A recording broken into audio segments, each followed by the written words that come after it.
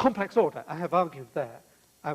My argument was greatly maligned in Dr. Craig's response. I will not go into that. I don't have further time this evening. Let me talk about the things that I didn't have time to think about in my original talk. The historicity of Jesus. I mean, I know I'm on dangerous ground here because it's not my subject, but I don't believe that the Gospels, written as they were decades after the event, are a true record of what actually happened. Anyone who bases their belief on the Gospels is in fact showing that they are credible to a stage beyond belief. Okay, I'll accept that Jesus did exist, but I will not accept that there were any miracles. David Hume said that there is always more reason to disbelieve the messenger than to believe the message. And with miracles, that is exactly the case. People wanted to make a case. People wanted to make a case that they had a savior. People wanted to make a case that here was the Messiah. There were committees, 80 years after the events, sitting down, thinking about what should have gone on, and then writing it down as though it did go on. As for immediate experience of God, I'm afraid that is just self-delusion. We all want to be immortal. At least I want to be immortal. I know the only way of being immortal is to encourage investment in science and medicine. I don't believe that one can be immortal through belief in the Bible. It's people who simply wish to believe, who feel alone in this world, who want comfort, who are lost, who don't know their position in the world, who want to avoid the prospect of their own annihilation, who believe in things that Dr. Craig was terming the immediate experience of God. Self-delusion, nothing other than self-delusion. So, in summary, I would say give science a chance.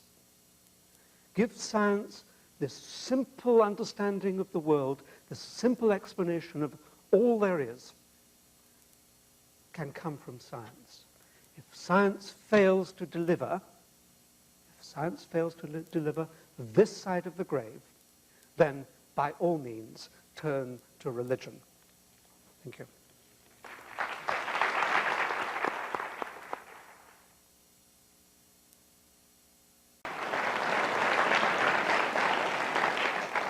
I think it would be worth our while to spend a little while on the question of agnosticism. That was raised by Dr. Craig.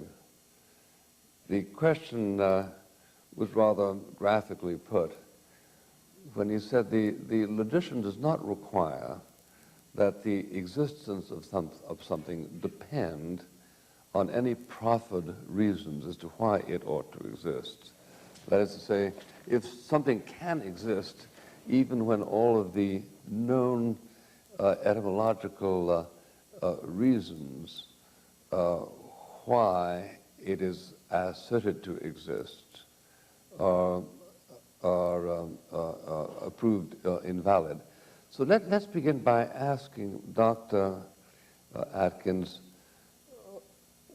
why there is that sense of certitude in his argument. One can understand why the Christian engages in certitude. You believe or you do not believe.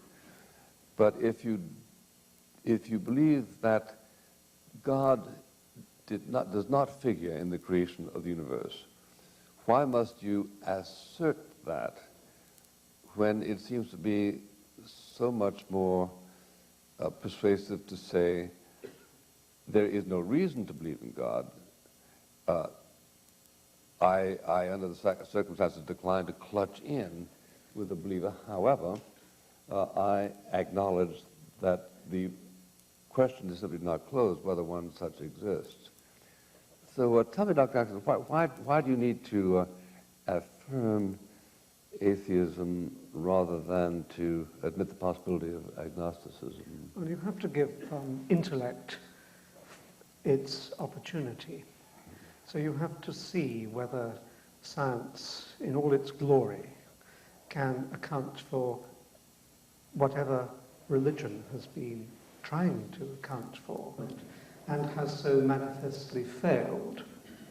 Science has really emerged over the last 300 years and has made extraordinary progress in the last 100 years. When you say it's manifestly failed, manifestly is... Well, yes, of course it's manifestly failed.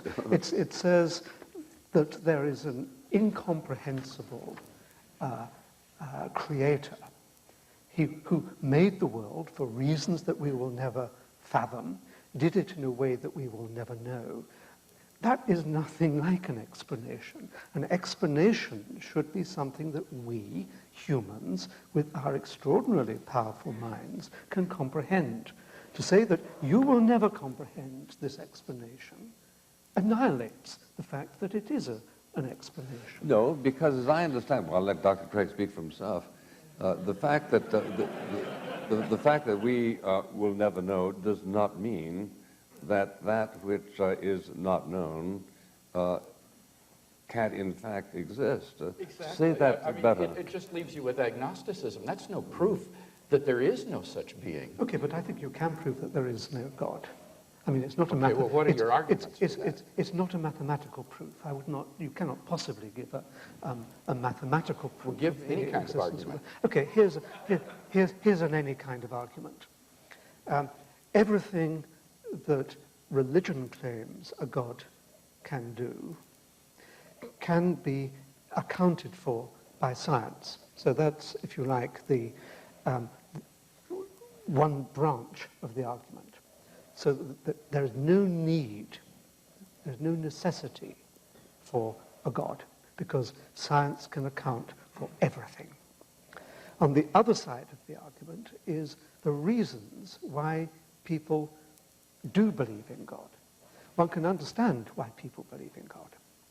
It's a sense of being alone. It's a sense of bewilderment. It's a sense of wishing for power over other people. It's the worst of the reasons. It's simply a sense of bewilderment. It's a sense of being alone. And you would know these feelings far better than I, because you obviously believe in them. But there's taken together with a reason why people believe, desperate to believe, together with the fact that you don't need actually a God, in a sense amounts to an argument against the existence of God. Well, I guess I don't see that. I mean, why doesn't that commit the genetic fallacy of trying to say that by explaining how a belief originates, you thereby show the belief to be false? Even if it were true that belief in the existence of God were the product of fear and anxiety and so forth, which I don't for a minute admit, but even if it were, that's simply a genetic fallacy to say that because that's the way the belief originates, that therefore the belief is false. But that's only one half of the argument. I'm not saying that that alone is adequate, and I'm not saying that the fact that science can account for everything alone is also adequate. But taken together, the fact that science is omnipotent, and the fact that I can understand why people like you desperately want to believe in God, that is an argument against the existence of God. But two fallacious arguments put together don't make a sound argument, right? They are, but two legs are support. Yes, but the legs have to be sound. I mean, But these are sound. I mean, I'm arguing both the sufficiency and the necessity. The first argument only, if granted, which I don't grant the premises, but the first argument would only prove that it's not necessary to believe in God in order to explain certain things. That doesn't prove God doesn't exist. The second argument commits a genetic fallacy of saying that because you can explain how people come to believe in God, that therefore God doesn't exist. Neither of those warrant the conclusion, therefore God doesn't exist. No, I did not say that it was going to be a mathematical proof. No, but I mean, it is valid in the sense that there is no need for a God. I mean, everything in the world can be understood without needing to invoke a God. You have to accept that that is one possible view to take about the world. Sure, that's possible. Okay. But do you deny that science cannot account for everything? Yes, I do deny that science So what can. can't it account for? Well, had you brought that up in the debate, I had a number of examples that I was going to give. I think there are a good number of things that cannot be scientifically proven, but that we're all rational to accept. Let me list 5. Logical and mathematical truths cannot be proven by science. Science presupposes logic and math, so that to try to prove them by science would be arguing in a circle. Metaphysical truths, like there are other minds other than my own, or that the external world is real, or that the past was not created 5 minutes ago with an appearance of age, are rational beliefs that cannot be scientifically proven. Ethical beliefs about statements of value are not accessible by the scientific method. You can't show by science whether the Nazi scientists in the camps did anything evil as opposed to the scientists in Western democracies. Aesthetic judgments, number 4, cannot be accessed by the scientific method because the beautiful, like the good, cannot be scientifically proven. And finally, most remarkably, would be science itself. Science cannot be justified by the scientific method. Science is permeated with unprovable assumptions. For example, in the special theory of relativity, the whole theory hinges on the assumption that the speed of light is constant in a one-way direction between any 2 points A and B. But that strictly cannot be proven. We simply have to assume that in order to hold to the theory. But you're missing the whole... So put that in your pipe and smoke it. Yeah, all right. Okay. Yeah. So none of these beliefs can be scientifically proven, and yet they are accepted by all of us, and we're rational in doing so. But what you have to accept is that science is a network of, it's a reticulation of ideas, that there's an interaction of ideas that come from a wide variety of sources, that in order to understand the very large, one has to, in fact, understand the very small. It's a network of ideas which, where they flow together, do not annihilate each other, but support each other. Science is, in a sense, a self-consistent way of looking at the world, and in that sense it gets its authority.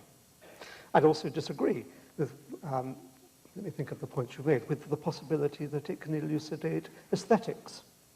I see no reason why it can't at least begin to show why we regard some sounds, some chords, if you like, as attractive, whereas dissonances are unattractive. I think it's quite possible for us to anatomize a picture. We can see why, say, the golden section is attractive in a sense. We might not be able to look at this stage in our understanding of aesthetics and say that the Mona Lisa is the most beautiful thing on earth. But at least we can begin to analyze our perception of beauty. But you will only get a full appreciation of the of aesthetics and religious belief and all that other stuff when one has a full understanding of consciousness, which is the most important, outstanding problem in current science. Those are not, however, themselves aesthetic judgments that you're talking about. Those are judgments about why we perceive something to be beautiful and ugly. But that is not itself an aesthetic judgment. It's like the ethical. I think it's quite possible to build a machine that decides whether a particular chord is pleasant or unpleasant. But you'd have to instruct the machine. No, you wouldn't. You'd have to train it, just as we are trained, just as we live up in a world full of Western music and a Japanese grows up in a world full of Eastern music. Yeah, so you actually change by a kind of neuronal network. We're instructed by conventional arrangements. Yeah, well, aesthetics is largely convention. Just as ethics is largely convention. Those are statements which are not scientific statements. Those are philosophical statements about these subjects, which cannot be justified scientifically. But you can explore the origins of ethics. You can explore the evolutionary origins of ethics and see that they are conventions that have emerged under genetic control in part, but also by the application of our massive brains. At best, that would show how moral values... Next, after you finish this. All right. That would at best show how moral values are discovered, but it would not show that, therefore, moral values are invented or are mere conventions. That is a statement that is a philosophical statement that goes beyond the realm of science. Now, I want to, hardly to change the subject, but I don't want the entire half hour to go without having some recognition of Christ. Now, David David Hume, as we all know, said that it is easy to believe that human testimony has erred than that the laws of nature were suspended. Now, he said that athwart X amount of evidence that the laws of nature had been suspended. You cited some instances of it.